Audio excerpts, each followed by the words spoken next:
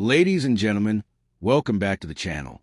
If you are joining us right now, you are tuning into what is arguably the most significant, the most electrifying, and yes, the most shocking moment in the history of Southeast Asian tennis in the last decade.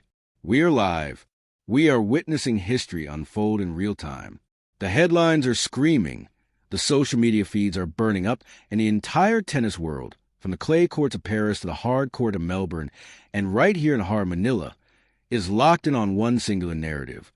This is not just a match. This is not just a round of 32 fixture. This is the moment where potential meets pressure. This is the moment where the weight of a nation lands squarely on the shoulders of a 20-year-old prodigy. We are talking about the Philippine Women's Open. We are talking about the first ever WTA 125 event hosted on Philippine soil. And we are talking about the match that has everyone, analysts, fans, and critics alike, absolutely stunned by the magnitude of the stakes. Alexandra Eala, the name that has become synonymous with hope, with grit, and with the rising tide of Asian tennis, versus Alina Charaeva, the Russian powerhouse, the underdog on paper, but the predator in the history books. Why is the tennis world shocked? Why is this the headline? Because, ladies and gentlemen, looking at the rankings, Alex Eala at world number 49, Alina Charaeva at world number 163. You might think this is a walkover. You might think this is a routine victory lap for the home favorite. But if you dig deeper, if you look at the subtext, if you look at the history, you realize this is a trap. This is a danger zone. This is a match that could define the entire season for Eala. The shock comes from the realization that Charaeva holds the psychological edge. Yes, you heard me right. In their head-to-head history, it is the Russian who stands tall. They met in 2020 on the clay courts of Spain, and Charaeva didn't just win. She dismantled the young Filipina. 6-3, 6-3. That scoreline has been haunting the archives for 6 years. And now, under the blinding lights of the Rizal Memorial Tennis Center, with thousands of screaming fans demanding a victory, Eala has to face the ghosts of her past. The atmosphere in Manila right now is indescribable. We are getting reports that the queues outside the stadium began forming hours before the gates opened. This is a level of tennis fever that the Philippines has arguably never seen before.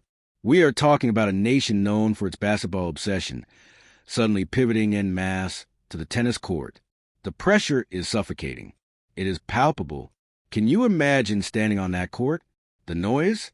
The expectation? The shock that the title refers to is also the sheer unpredictability of this moment. Eala is coming off a tough first-round exit at the Australian Open against Alicia Parks. She is hungry. She is desperate to prove that she belongs in the top 50. But Charaeva? She has nothing to lose. She is walking into the lion's den with a weapon that Eala does not have. The knowledge that she has beaten her opponent before. We're looking at a classic David versus Goliath setup, but with a twist, Goliath is a home favorite, and David is the one with a head-to-head advantage. The tennis community is buzzing because this match represents a crossroads. If Eala wins, she cements her status as a legitimate tour-level force who can handle the immense pressure of home court expectations. It validates the WTA's decision to bring the tour to Manila. It validates the millions of dollars in investment, the years of training at the Rafa Nadal Academy, the sacrifices of her family. But if she loses, if the shock result happens, it sends shockwaves through the ranking projections. It raises questions about her ability to close out matches when the lights are brightest. That is why the world is watching. That is why we are here. Because this isn't just about forehands and backhands today. This is about psychological warfare. And let's talk about the venue. The Rizal Memorial Tennis Center, a historic venue. It has seen Davis Cup ties. It has seen regional games. But it has never seen a WTA 125 of this caliber. The court speed, the humidity, the heat. It is currently 26 degrees Celsius, typical Manila humidity. The ball is going to fly. The conditions are grueling. For Charaeva, coming from the European winter circuit, this is a physical shock to the system. For Eala, this is home, but is it? She has spent so much of her life training in Spain, traveling the world.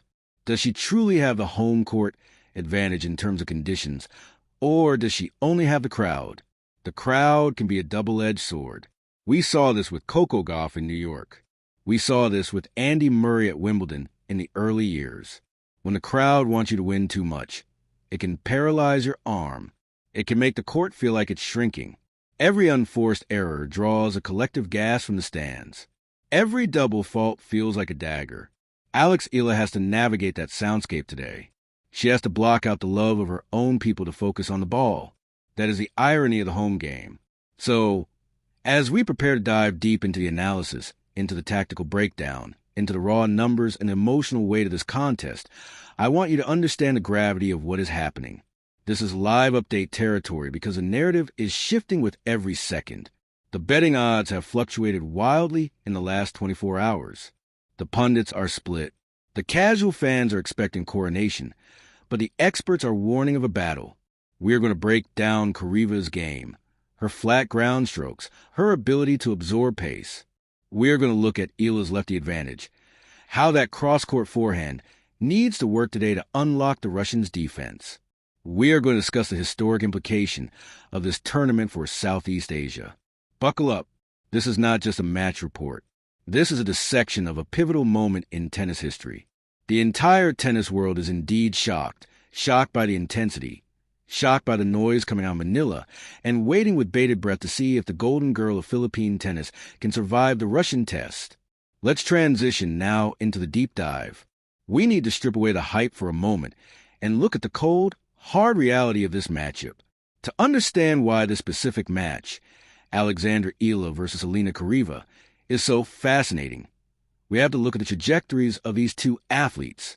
Let's start with the home queen, Alexandra Eala. At 20 years old, sitting at a career-high ranking of world number 49, she is charting territory that no Filipino player has ever charted before. We have to contextualize this. The Philippines has had great players in the past. Cecil Mamiet, Eric Tino, Tree Huey in doubles. But in the singles game, on the women's side, Eala is an anomaly. She is a trailblazer. Her game has evolved significantly over the last 24 months. If you watched her as a junior, when she was winning the U.S. Open junior title, you saw a player who relied heavily on grit, on counterpunching, and on that lefty spin to disrupt opponents. But the Alex Eala of 2026 is different. The time spent at the Rafa Nadal Academy in Mallorca has transformed her physique and her shot tolerance. She is hitting the ball heavier. Her serve, which was once a liability, a distinct weakness that top-tier players would attack, has become a weapon of placement, if not outright power. She is finding her spots better. However, the transition to the main WTA Tour is brutal. We saw that in Melbourne just a week ago. The loss to Alicia Parks was a reality check. Parks is a big hitter, a player who takes the racket out of your hands. Eala struggled with the pace. And this is where concern lies for today's match. Enter Alina Charaeva, the 23-year-old Russian, world number 163. Now, to the uninitiated, the gap between 49 and 163 looks like a canyon. In the ADP or WDA rankings, people assume that a top 50 player should dismantle a player outside the top 159 times out of 10. That is a dangerous assumption. In women's tennis, the depth of the field is extraordinary. The difference in ball striking ability between number 50 and number 150 is often negligible on a given day. The difference is usually consistency, mental fortitude, and scheduling. Charaeva is dangerous. She has been grinding on the ITF circuit. She knows how to win ugly. She knows how to fight in less than ideal conditions. And historically, Russian players are known for their mental toughness and flat, penetrating ground strokes. Charaeva's game is built on taking time away from her opponent. She doesn't play with the heavy topspin of a Spaniard. She hits through the court, on a hard court like the one at Rizal Memorial, which tend to play medium fast. Skidding low, Charaeva's flat shots could cause Eala significant problems. Let's revisit that head-to-head statistic I mentioned in the intro. 2020, ITF Spain. Charaeva wins 6-3, 6-3. Now, granted, Alex Eala was a child then. She was barely a teenager. A lot changes in 6 years. Eala is stronger, faster, and more experienced now. But tennis players have long memories. When Charaeva looks across the net today, she doesn't see world number 49 superstar. She sees the girl she beat in straight sets. That gives her a blueprint. That gives her belief. I've done it before, I can do it again. That psychological seed is planted. Conversely, for Eala, that loss is a scar. Even if she says in press conferences, and she has, that it was a long time ago and I'm a different player, the subconscious mind knows. She knows she is playing someone who has solved her puzzle before. The tactical battleground. The key to this match lies in the lefty forehand versus backhand dynamic. Eala, being a left-hander, naturally wants to use her cross-court forehand to break down a right-hander's backhand. This is the Nadal blueprint. She wants to hit high, heavy balls to Charaeva's backhand wing, pushing the Russian back, forcing short balls, and then stepping in to finish the point. However, Charaeva is smart. If she can take that backhand early on the rise and redirect it down the line, she exposes Eala's movement. Eala's footwork is world-class, but her defensive transition from the forehand corner to the backhand corner can sometimes be exploited if the ball comes back faster than she expects. Furthermore, we have to talk about the serve +1 statistic. In modern tennis, the first shot after the serve is statistically the most important shot in the rally. Eala needs to have a high percentage of serve +1 dominance today. If she serves and immediately falls into a defensive position, Charaeva will dictate. The Russian will step in and control the center of the court. Eala must serve, spot the weak return, and strike the first blow. She cannot afford to be passive. The historic pressure cooker. We need to elaborate on the context of the Philippines hosting this event. This is the WTA 125 Philippine Women's Open. It is a milestone. For decades, Southeast Asia has struggled to keep consistent WTA events. Thailand has had success. Malaysia had an event for a while, but the Philippines has largely been a basketball nation. By hosting this event, the organizers are betting on Eala. The entire marketing of the tournament revolves around her. Her face is on the billboards along EDSA. Her face is on the tickets. The TV commercials are 90% Alex Eala highlights. Imagine the weight of that. When Roger Federer played in Basel, he had pressure, but he was Roger Federer. He had 20 slams. Alex Eala is 20 years old. She is still finding her footing. She is carrying the commercial success of the tournament on her back. If she exits in a round of 32, the tournament loses its main attraction on day one. The ticket sales for the rest of the week could drop. The TV ratings could dip. That is a terrifying amount of responsibility for a young athlete. It is not just about winning a tennis match. It's about sustaining the ecosystem of tennis in her country. This is where the shock narrative takes a darker turn. If she starts slow, if she drops the first set, the silence in that stadium will be deafening. You will be able to hear a pin drop, and that silence is heavier than boos. That silence is anxiety. Eala has to break that anxiety early. She needs a quick hold. She needs an early break.